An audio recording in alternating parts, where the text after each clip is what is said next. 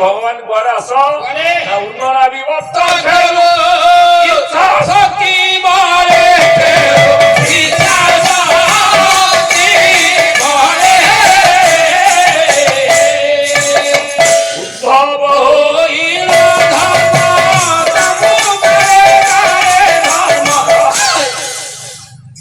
এ ধরা ধামরে ভগবান উন্ননাবি বত্ত খেলু উন্ননাবি কইলে ওটা জীব পতঙ্গ প্রায় কোন কইলু সেটা এন্ডুও এন্ডুও না চেপেই নেবল মতে কাই পচার তো মোর সব ভুল সেটা বুড়িয়ানি বুড়িয়ানি বলিয়া তা জাল চারিপটে নিজে খেলা করি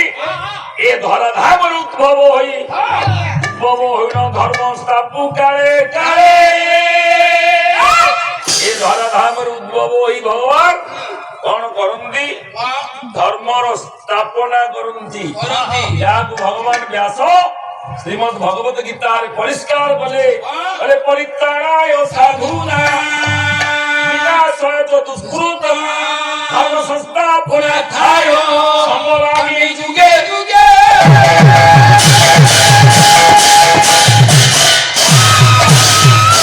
ব্যাস কইলে শ্রীমদ ভগবত গীতার সংস্কৃত শ্লোক অবিকল ওড়িয়া নকল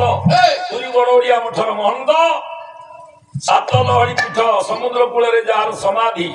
ଘରେ ଘରେ ପରିଚିତ ଉପାଧିଟା ଅତି ବଳି ଓଡିଆ ଭାଗବତର ପ୍ରଣେତା ଜଗନ୍ନାଥ ଦାସ କହିଲେ ଭଗବାନ କୁଆଡେ ଆସୁ ନାଥ ପର ଦୁଷ୍ଟ ନିବାରେ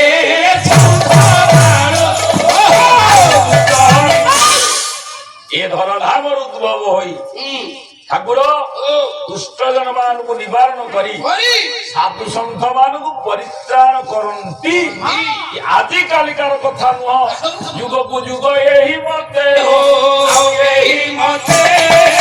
ଯୁଗକୁ ଯୁଗ ଏହି ମତେ ଏହି ମତେ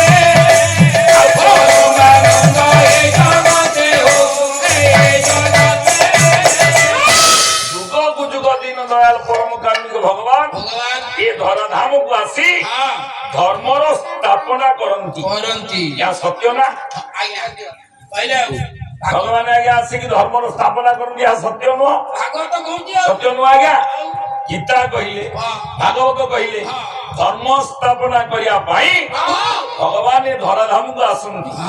ମହାପୁରୁଷ ଅଚ୍ୟୁତ ନେମାଳ ମଠ ଚିତ୍ରୋତ୍ପଳା ନଈ କୂଳରେ ଶୂନ୍ୟ ସମାଧି ଗୋଟିଏ ଦିନ ଜଗନ୍ନାଥ ଯୋଉଠିକି ଆସନ୍ତି ସେ ନଈ ବାଲିକି ଯୋଉଠି ସମାଧି ନେଇଛନ୍ତି ମହାପୁରୁଷ ପଞ୍ଚସଖା ବରଣ୍ୟ ଅଚ୍ୟୁତାନନ୍ଦ ଅଷ୍ଟଗୁଜରରେ ଆରମ୍ଭରେ କହିଲେ ଭଗବାନ ତୁ କୁଆଡେ ଆସୁ ନା ଭାବ ବିନୋଦିଆ ଠାକୁର ଭକ୍ତ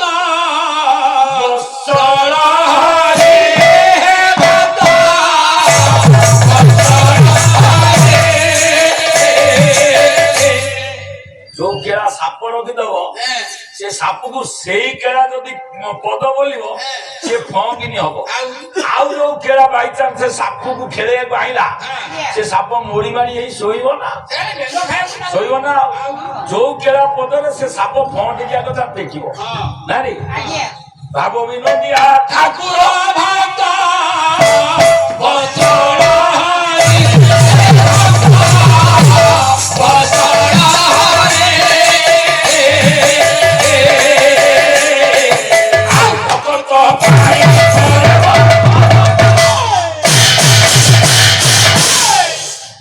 हे भाव विनोदिया ठाकुर हे भक्त वत्सल हरि हे प्रभु भगत पाई कळे बर दश मूर्ति धरी भक्त पाई भगवान ए धरा धामरे कळे बर नियंती ସେଇଆ କହିଲେ ଅଚ୍ୟୁତ ଭକ୍ତ କି କରିବ ତୁମେ ଭକ୍ତର ବୋଲରେ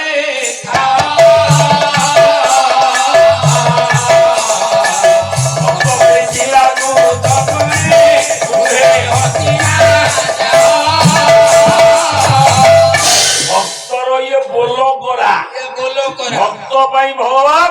ଏ ଧରା ଧାମକୁ ଆସନ୍ତି ମୁଁ କହୁନି ଭାଗବତ ପୁଣି କହିଲେ ଭକ୍ତ ହିତେ ତୋର ତନୁ ଏଣୁ ଭଗତ କଥା ମାନୁ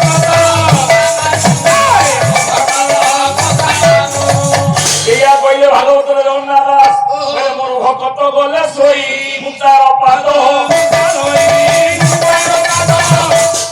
ମୋ ଭକ୍ତ ଯଦି ଶୋଇ ପଡିବ ମୁଁ ତାର ମୁଁ ତାର ପାଦ ଉଚ୍ଚାରଣ କରି ମୁଁ ଯିବେ ମା ମାନେ ମୋର ଅଛନ୍ତି ମୋ ବାପା ମାନେ ଅଛନ୍ତି ଭାଇ ମାନେ ହଁ ଆମେ ସମସ୍ତେ ଦେଉଳକୁ ଗଲେ ହଁ ଠାକୁରକୁ ମୁଣ୍ଡିଆ ମାରୁଛେ ମୁଣ୍ଡିଆ ମାରୁଛି ମା ମାନେ ଆଜି ସାବିତ୍ରୀ ପୂଜା କଲେ ସାବିତ୍ରୀରେ ପାଲା ଆରମ୍ଭ ଆଜ୍ଞା ଗୋଟାଏ ପୌରାଣିକ ତଥା ଐତିହାସିକ ଦିନ ଇଏ ର ଆମର ଆଜି ଆମେ ସମସ୍ତେ ଏଇ, ଗଲେ ମନ୍ଦିରକୁ ମୁଣ୍ଡିଆ ମାରିବାକୁ ହଁ। ଭଗବାନଙ୍କୁ ମୁଣ୍ଡିଆ ମାଇଲେ ଆଜ୍ଞା ଭଗବାନ ଆମର ହିସାବରେ କଣ ହବ ମଉସା ମଉସା ଦାଦି ହଁ, ଦାଦି ମଉସା ଭଗବାନ ଆମର ହିସାବରେ କଣ ଜେଜ କଣ ତାକୁ ଆମେ ହିସାବ କରିବା ମାମୁଁ ଏ, ଆଉ ନାଇଁ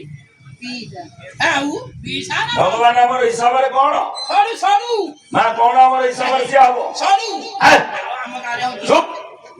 ଆମ ଗାଁରେ ଗୋଟେ କଥା ନାହିଁ ଇଏ ସବୁଆଡିଆ ହବ